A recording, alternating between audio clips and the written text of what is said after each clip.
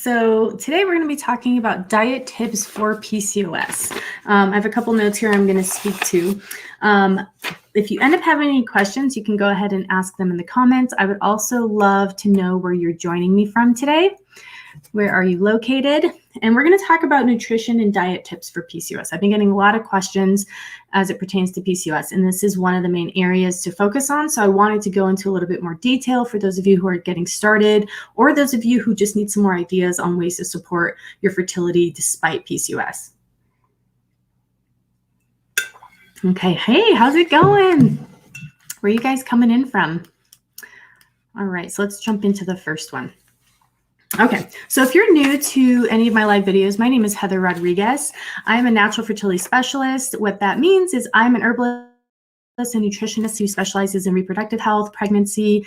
Now I'm expanding on to the other years of life as well. So my goal is to build a relationship with you, help you to support your reproductive health, help you to have a healthy pregnancy, and then beyond. So let's go ahead and jump right in. Hello, South Africa. How are you? That's awesome. I'd love to hear where you guys are from. Colorado, yeah. Excellent. Alabama, that's awesome. It's warm there.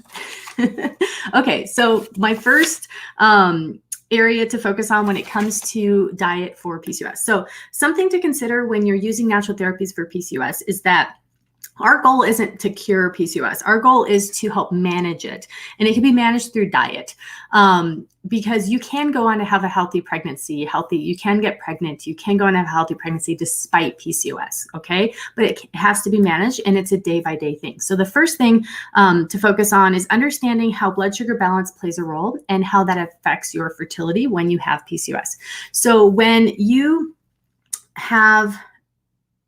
you're eating something that is high in carbohydrates or sugars, so that would be anything that's like breads, pastas, donuts, candies, sodas, those types of things, right? There is sugar that is rushed into the body, and the body has an insulin response to it. So it releases insulin. So for some women, for a lot of women who have PCOS, their body is not sensitive to insulin, does not respond. So then more insulin is released, and then there's a lot of insulin circulating in the body. Now, what happens with that is insulin can actually be pretty damaging when there's a lot of it circulating in the body. It can affect egg health.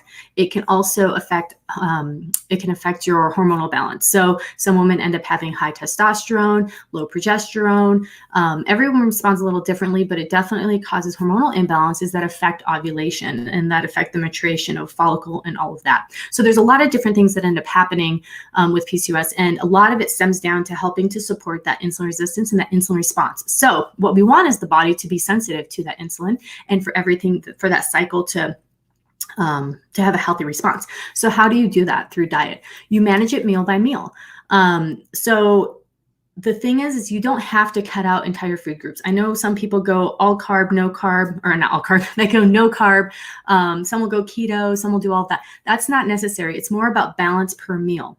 That while that does work for some people, I find through speaking with people over the years, it's not sustainable. So what my goal is for you to live a normal life and to make this something that is just simple and easy for you. So one of the ways to do that is to make sure that there's a couple components every time you're eating a meal. The first is to make sure you're eating foods that are high in fiber. Fiber helps to slow down the sugars, if there's sugars in, or the carbohydrate digestion, if there's anything like that in the meal. The other thing is to make sure you're eating fats and you're eating proteins with every meal. So to really simplify this, if you're looking at a plate, half of your plate would be some type of vegetables. They could be cooked or they could be raw because those are going to have the fiber in them. They're also going to help to fill you up. And then the other part is protein and carbohydrates in size on your plate being equal.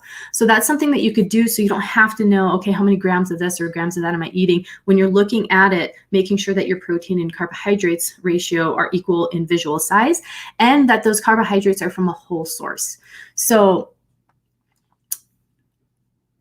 whole source would be quinoa, it would be rice, it would be yams, those types of things that are like you bought it at the store in its whole form and you're cooking it. There are also rice pastas.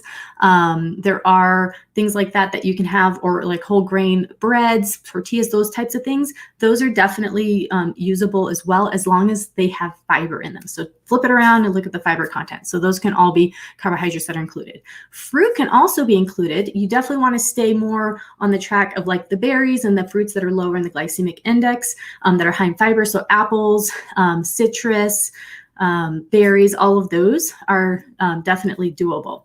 So just thinking like that and just keeping it really simple and keeping it meal to meal.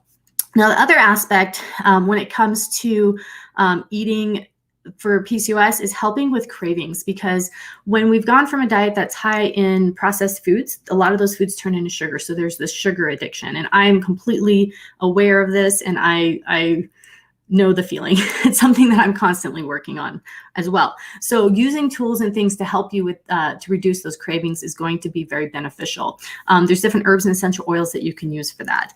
I mentioned healthy fats. Healthy fats, one of the reasons that they're important is they help you to feel fuller longer. So if you find yourself craving a lot of sugars, look at how many fats you're eating in your day. Are you eating enough healthy fats? I find that really helps to balance that out, because you are getting enough calories, you're satiated, and then if they're healthy fats, they're helping with hormone production as well.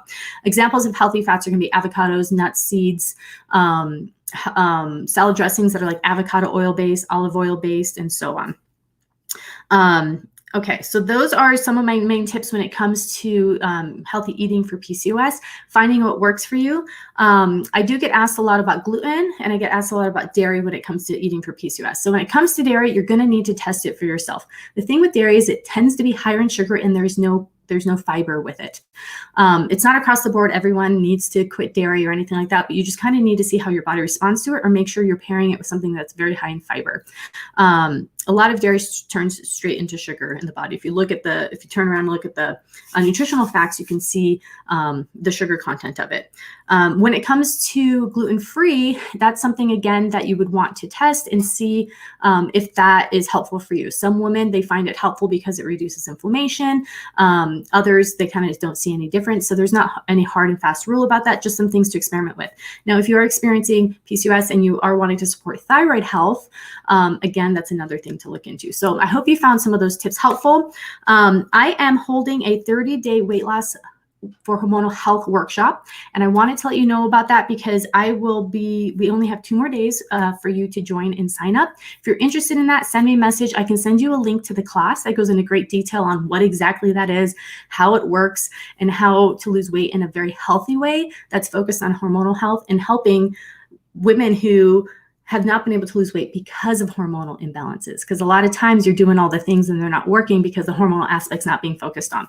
So I can send you a link to that class. You can watch it. If it's a fit for you, then we can book a one-on-one and get you started for that. So I will be closing that entry into that in 2 days.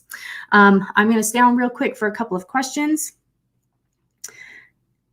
How much fiber should we be looking for with each of the carbs? So for fiber, I kind of look for the whole day being around 25 or more grams, but basically just looking at your meal and being like, do I have fiber in this meal? So if you have half your plate of vegetables, just being aware how much fiber is in these vegetables.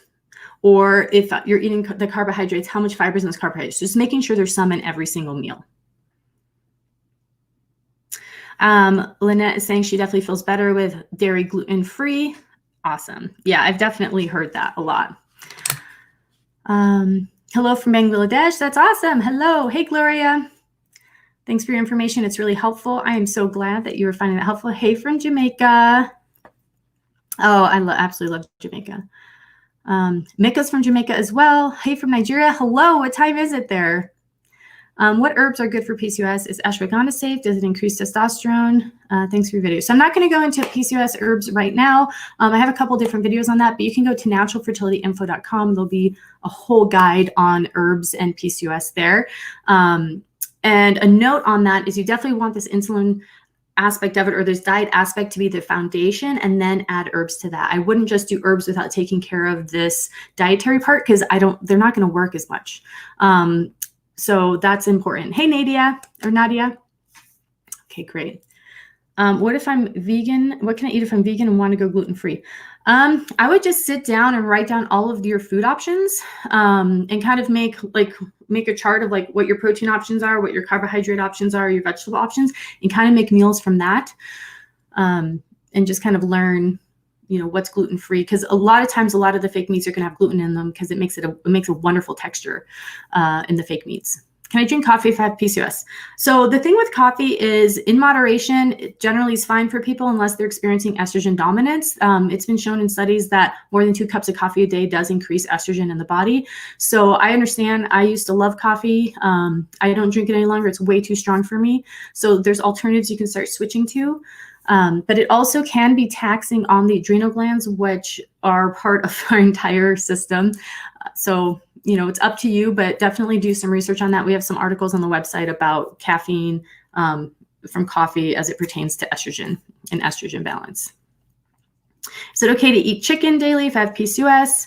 Some say chicken causes hormonal imbalance. So chicken itself is absolutely fine. It's just if there's concern if the chicken has been eating foods that have been sprayed in glyphosates, or, so we're always trying to strive for grass-fed. We're always trying to strive for free range, those types of things, so that they're not eating foods that are high in glyphosates. Glyphosates are a pesticide that has been shown in many studies to increase estrogen in the body and cause hormonal issues, also for babies in utero. And I know not everyone has access to that. So just doing the best that you can. Okay. Awesome. Well, thank you guys so much. I hope you found today's topic helpful. I will talk to you again